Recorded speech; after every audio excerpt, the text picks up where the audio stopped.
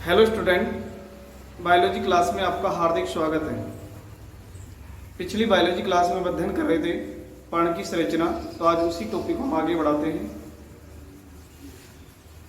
पर्ण के रूपांतरण। आज का टॉपिक होगा पर्ण के रूपांतरण, मॉडिफिकेशन ऑफ लीफ। पर्ण के रूपांतरण, मॉडिफिकेशन ऑफ लीफ।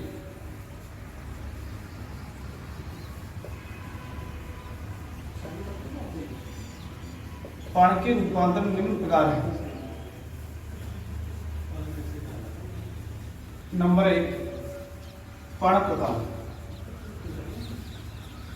पर्ण प्रदान, लीफ टेंडरिल।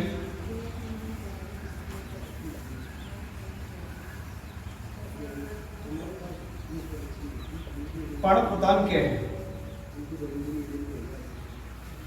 कुछ पौधों में पर्ण का कोई भाग एक पतली धागेनुमा संरचना में रूपांतरित हो जाता है, तो उसे पर्ण प्रदान बोलते हैं। ये प्रदान है, यह प्रदान है। जैसे जंगली मटर में, जंगली मटर में एक पर्ण प्रदान का उदाहरण है, अर्थात जब पर्ण का कुछ भाग एक पतली धागेनुमा संरचना के रूप में रूपांतरित हो जाता है और यह किसी आधार भाग से लिपटकर ऊपर चढ़ने में सहायता प्रदान करता है। नंबर 2, पर्णक प्रदान। पर्णक प्रदान, लीफलेट टेंडरिल।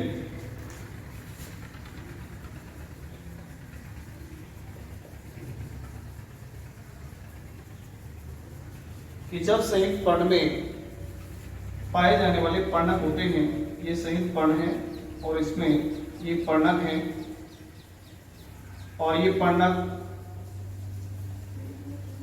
पतली धागेनुमा संरचना के रूप में रूपांतरित हो जाते हैं, और इसे कहा जाता है पर्णक प्रदान। कि ये संयुक्त पर्ण में पाए जाने वाले जो पर्णक होते हैं, ये पर्णक है, एक संयुक्त पर्ण है और एक पतली धागेनुमा संरचना के रूप में रूपांतरित हो जाते हैं, उसे पर्णक प्रदान बोलते हैं। और इसका उदाहरण है मटर है, यानी इसमें संयुक्त पर्ण होती है और ये संयुक्त पर्ण में पाए जाने वाले पर्णक होते हैं, इन्हें पर्णक बोलते हैं।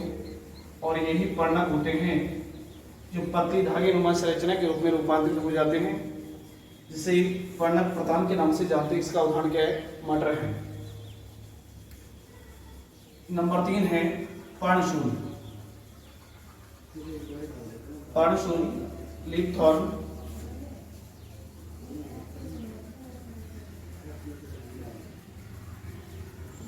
पर्णशूल क्या है? कि जब पर्ण होती है जो एक कांटेनुमा संरचना के रूप में रूपांतरित हो जाती है, शूल के रूप में रूपांतरित हो जाती है, उसे पर्णशूल बोलते हैं। अर्थात जैसे ग्वारपाठा है, खजूर है, जो पर्णशूल का उदाहरण है। नंबर 4 है शल्क पर्ण। शल्क पर्ण क्या है? कि जब पर्ण होती हैं जो शुष्क, पतली व श्वेत झिल्ली के रूप में रूपांतरित हो जाती है, तो उसे शल्क पर्ण बोलते हैं। इसका उदाहरण क्या है? प्याज है, यानी इसमें कौन सी पर्ण होती है? शल्क पर्ण पाई जाती है। गूदेदार पर्ण। गूदेदार पर्ण, कि जब पर्ण जल व खाद्य पदार्थ का संचय करके रूपांतरित हो जाती है, उसे गूदेदार पर्ण बोलते हैं। जैसे लहसुन है, लहसुन जिसमें एक प्रकार से कौन सी पर्ण पाई जाती है? गूदेदार पर्ण पाई जाती है। तो ये पर्ण के रूपांतरण है। जैसे पर्णक प्रदान है, इसी प्रकार से पर्ण प्रदान है, पर्णशूल है, शल्क पर्ण है, गूदेदार पर्ण है। ये सब पर्ण के क्या है? रूपांतरण है।